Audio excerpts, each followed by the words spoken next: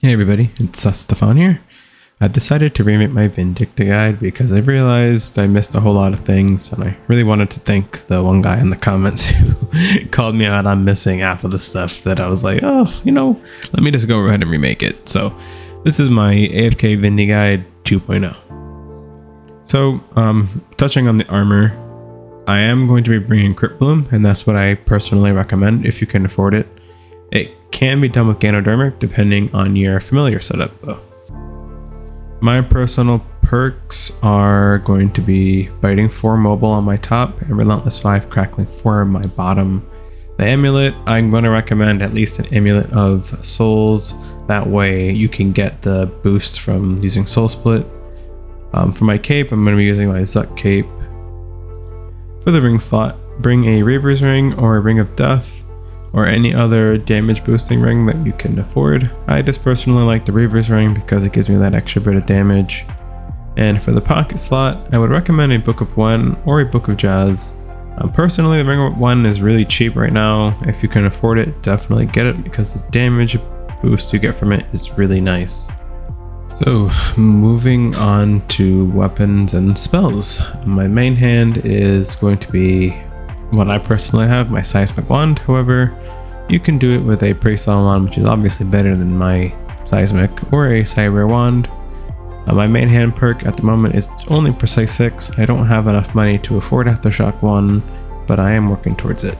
Similar for the offhand, I currently right now only have a Orb of Cywir, but if you have anything better, such as a Seismic Singularity or a Pre-Sol Orb, definitely bring that instead. And for my offhand perk, similar to my main hand perk, I'm still broke. Nothing's going to change it at the moment.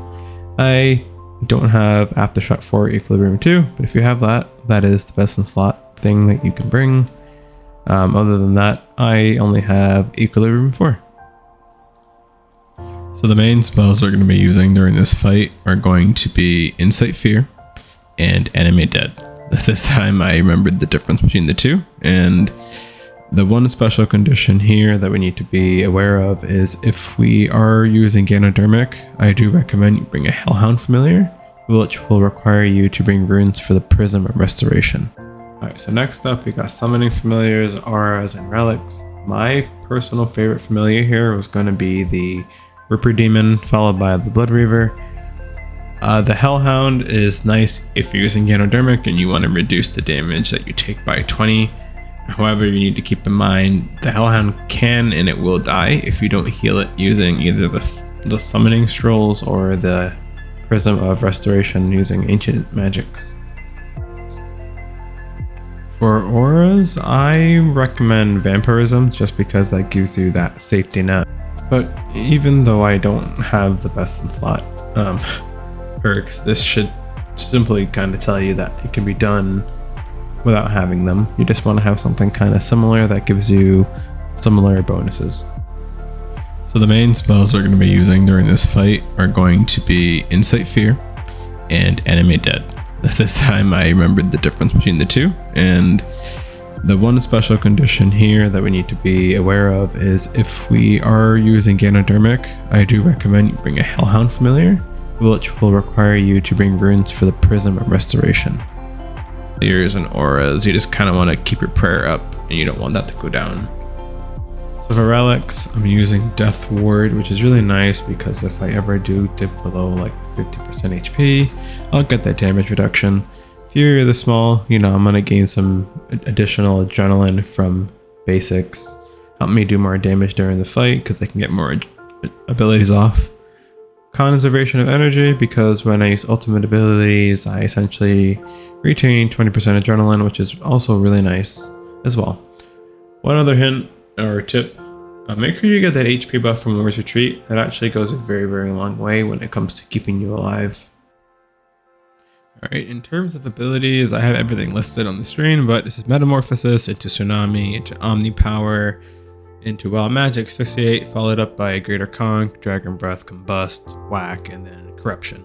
It's pretty simple, and make sure that you have these settings here to use all types of abilities because you don't want to miss out on that. So my inventory is pretty basic, and I have two very different gear setups here.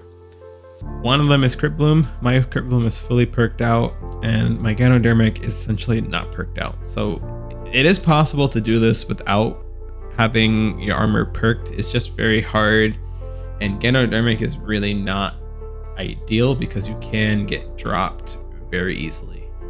My recommendation is if you have to bring Gano, just camp a Hellhound Familiar. Do yourself a favor, bring the Prism of Restoration runes as well. If you are using Crypt Bloom, not Broom, too much Harry Potter. If you're bringing Crypt Bloom, either camp a Ripper Demon or you can camp your Legendary Familiar. One last thing, if you do plan on AFKing Vindy for a very, very extended period of time, do yourself a favor and get the reputation up. If you have to camp Hellweir instead, which, you know, I have a guide on that coming soon, camp Hellweir for a little bit, get the seals, then move over to Vindicta, because at that point you'll have 100% extra chance to get drops. So before you start the kill, make sure all the prerequisites are on. Essentially what that means is make sure your Animate Dead is on, your Penance Powder's on, Overload, Book of Wen, and your Aura. That way you have a less chance of dying, right? Even though death costs are pretty cheap now, I still try to avoid them as much as I can because, you know, that's still a 1 mil death that kind of adds up over time. So in this kill, it's very special because I'm using a Prime Colossus Familiar. That is a Legendary Familiar. You can set the Legendary Familiar to do a couple things, but the main thing I have mine doing is picking up the most expensive boss loot from the boss. Now that's really important because if you really want to truly AFK this boss, that's essentially how you do it. You know, if you have full seals and every other reputation, then just let them chill on the ground, you know.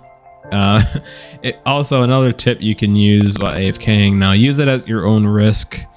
You can use the Alt 1 toolkit, and that'll essentially tell you when you're about to lobby, so you can just click back on RuneScape. It'll also tell you when your HP is getting low.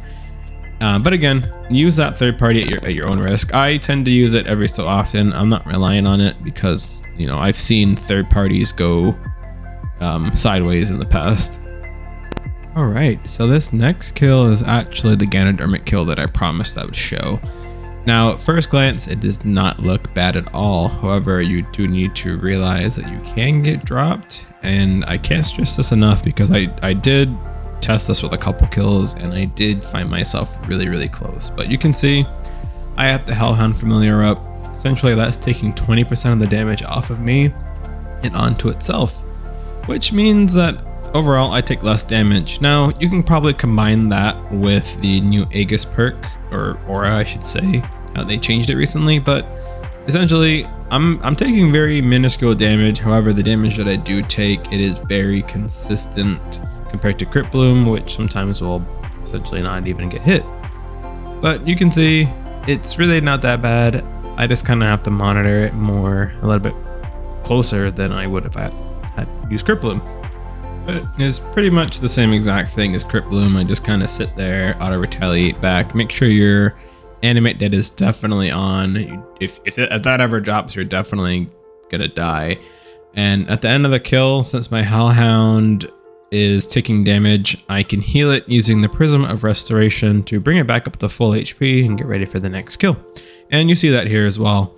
Right after the kill ends, I just cast it and the Hellhound heals all the way back up to full. So I believe that this guide is maybe like 50% better than the last one.